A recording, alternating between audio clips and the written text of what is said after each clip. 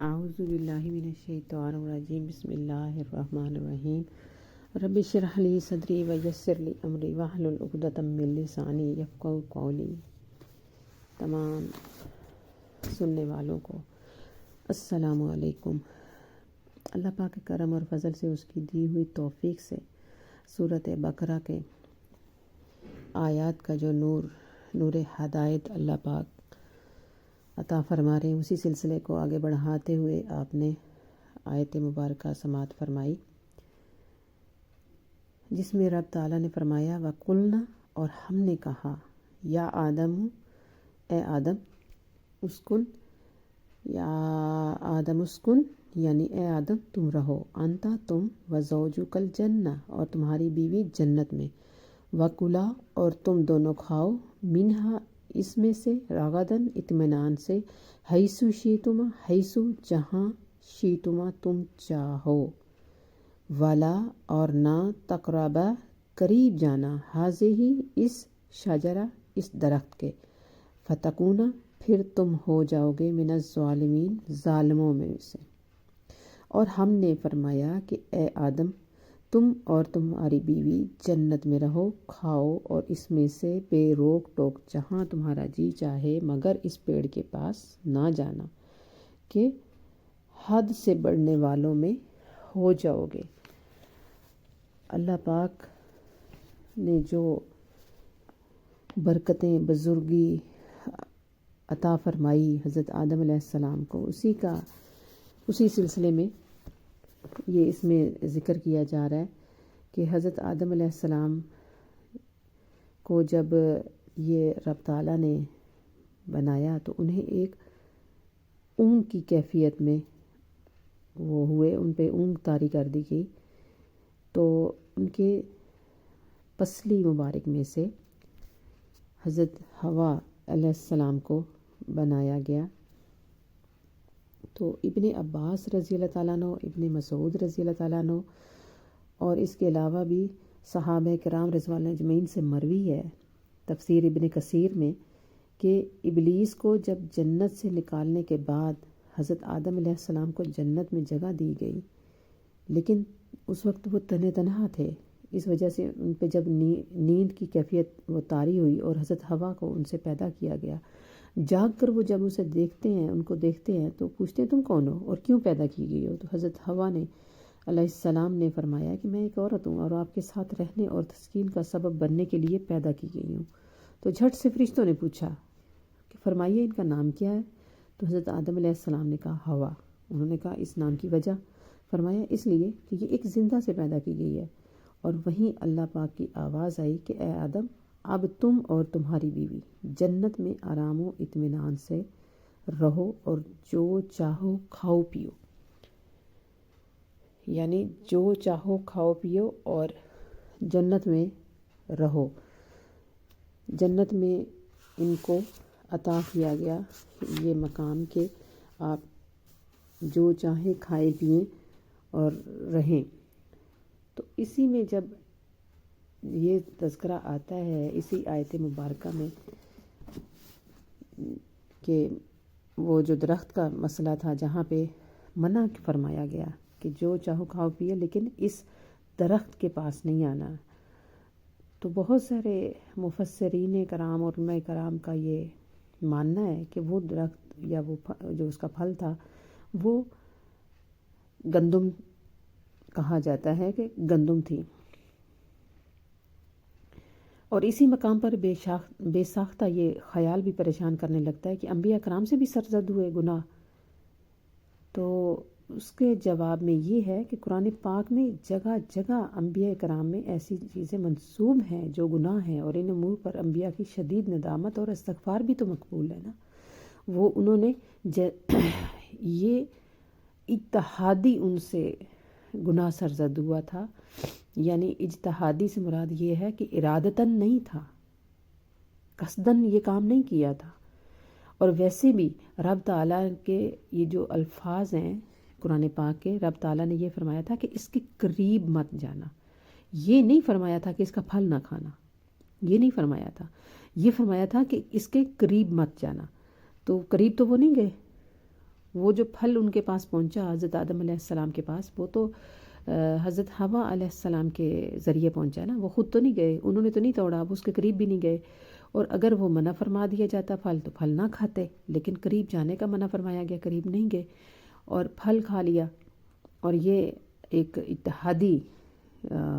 بڑا نازک سا یہ بھول چوک تھی، اسے گناہ تو نہیں کہہ سکتے، بھول چوک ہے۔ ضیاء القرآن میں جس طرح سے پیر کرم شاہ صاحب ازری بھی فرماتے ہیں کہ اگر بھول چوک سے کوئی ایسا فعل بھی سرزد ہو جائے نا جو کہ بظاہر کسی حکم کے خلاف ہو تو اسے گناہ نہیں کہتے، اور ایسے امور کا صدور عصمت انبیاء کے بھی منافی ہے۔ اور ایک دوسرے مقام پر قرآن پاک نے تو بالکل اس حقیقت کو واضح الفاظ میں بیان فرما دیا کہ فَنَاسِیَ وَلَمْ نَجِدْ لَهُ عَزْمًا، یعنی آدم سے یہ حرکت بھول سے ہوئی، اس کا عزم و ارادہ ہرگز نہ تھا۔ جب تک عزم و ارادہ مفقود ہو یعنی نہ ہو، اس فعل کو گناہ نہیں کہا جا سکتا۔ اور حضرت رومی رحمۃ اللہ علیہ فرماتے ہیں کہ بود آدم دیدہ نور قدیم، موئے در دیدہ بود کوہ عظیم، یعنی آدم علیہ السلام تو نور کی قدیم آنکھ تھے، اور آنکھ میں اگر ایک بال بھی گزر جائے تو آنکھ کی نزاکت اس کو برداشت نہیں کر سکتی، بلکہ وہ ہلکا سا بال یہاں پہاڑ سے بھی زیادہ بوجھل محسوس ہونے لگتا ہے۔ یعنی یہ وہ آنکھیں ہیں جنہوں نے حضرت نبی اللہ تعالیٰ کو، اس کے ساتھ ہم کلام بھی ہوئے، دیکھا، دیدار کیا ہے۔ تو اسی یہ جو انبیاء کرام، تقریباً تمام انبیاء کرام سے اتحادی غلطیاں سرزد ہوئی ہیں، سوائے سرکار مدینہ صلی اللہ تعالیٰ علیہ وآلہ وسلم کے، کہ آپ صلی اللہ تعالیٰ علیہ وآلہ وسلم کی یہ شان ہے کہ آپ سے کوئی اجتہادی غلطی سرزد نہیں ہوئی۔ یہ مقام ہے آپ کا، سردار الانبیاء ہیں اور آپ نور ہدایت ہیں، اور اسی وجہ سے آپ کو اللہ پاک نے شفاعت کا بھی سہرا عطا کیا ہے کہ شفاعت کی ذمہ داری بھی آپ کی ہے۔ کل قیامت کو یہ بخاری شریف میں کتاب تفسیر میں جو امام بخاری رحمۃ اللہ علیہ یہ حدیث بھی لائے ہیں کہ رسول اللہ صلی اللہ تعالیٰ علیہ وسلم فرماتے ہیں کہ جب قیامت والے دن سارے جمع ہوں گے، کہیں گے کہ کہیں ایسا کوئی ہوتا ہے جس کو ہم سفارشی بنا کر اللہ کے پاس بھیجتے، تو چنانچہ سارے اکٹھے ہو کر حضرت آدم علیہ السلام کے پاس آئیں گے اور ان سے کہیں گے کہ آپ ہمارے سب کے باپ ہیں، اللہ تعالیٰ نے آپ کو اپنے ہاتھ سے بنایا ہے، اپنے فرشتوں سے آپ کو سجدہ کرایا ہے، آپ کو تمام چیزوں کے نام سکھائے ہیں، تو اللہ پاک کے پاک ہماری سفارش کریں تاکہ ہم اس سے راحت پائیں۔ تو حضرت آدم علیہ السلام یہ سن کر جواب دیں گے کہ میں اس قابل نہیں ہوں، میں اس قابل نہیں ہوں۔ انہیں اپنا گناہ یاد آئے گا۔ کون سا گناہ یاد آئے گا؟ یہی والا۔ تو تمام لوگ جو ہیں پھر وہ نوح علیہ السلام کے پاس جائیں گے، ان کے پاس جاؤ، اور وہ رسول ہے، یعنی حضرت آدم علیہ السلام جو تھے وہی ان کو بھیج رہے ہیں، تو وہ رسول ہیں جنہیں اللہ تعالیٰ نے زمین والوں کی طرف بھیجا ہے۔ جب سب لوگ یہ جواب سن کر حضرت نوح علیہ السلام کے پاس آئیں گے اور آپ بھی یہی جواب دیں گے، اور اللہ پاک کی مرضی کے خلاف اپنے بیٹے کے لیے اپنا دعا مانگنا یاد کر کے شرما جائیں گے، یعنی انہیں وہ یاد آ جائے گا نا جو انہوں نے اپنے اولاد کے لیے، اپنے بیٹے کے لیے جو بد دعا کی تھی، اور فرمائیں گے کہ تم خلیل الرحمن حضرت ابراہیم علیہ السلام کے پاس جاؤ۔ یہ سب آپ کے پاس آئیں گے، لیکن یہاں بھی یہی جواب پائیں گے۔ آپ فرمائیں گے تم موسیٰ علیہ السلام کے پاس جاؤ جس سے اللہ نے کلام کیا، جنہیں توریت عنایت فرمائی۔ یہ سن کر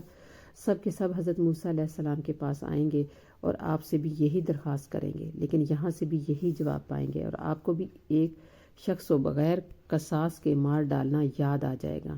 اور شرمندہ ہو جائیں گے، اور فرمائیں گے کہ حضرت عیسیٰ علیہ السلام کے پاس جاؤ، اور وہ اللہ کے بندے، اس کے رسول اور کلمۃ اللہ اور روح اللہ ہیں۔ یہ سب یہاں آئیں گے، لیکن یہاں سے بھی یہی جواب ملے گا کہ میں اس لائق نہیں ہوں،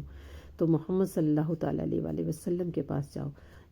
جن کے تمام اگلے پچھلے گناہ بخش دیے گئے ہیں۔ سبحان اللہ، سبحان اللہ۔ اب وہ سارے کے سارے میرے پاس آئیں گے، میں آمادہ ہو جاؤں گا، اپنے رب سے اجازت طلب کروں گا، مجھے اجازت دی جائے گی، میں اپنے رب کو دیکھتے ہی سجدے میں گر پڑوں گا، جب تک اللہ کو منظور ہوگا سجدے میں پڑا رہوں گا، پھر آواز آئے گی کہ سر اٹھائیے، سوال کیجئے، پورا کیا جائے گا، کہیے سنا جائے گا، شفاعت کیجئے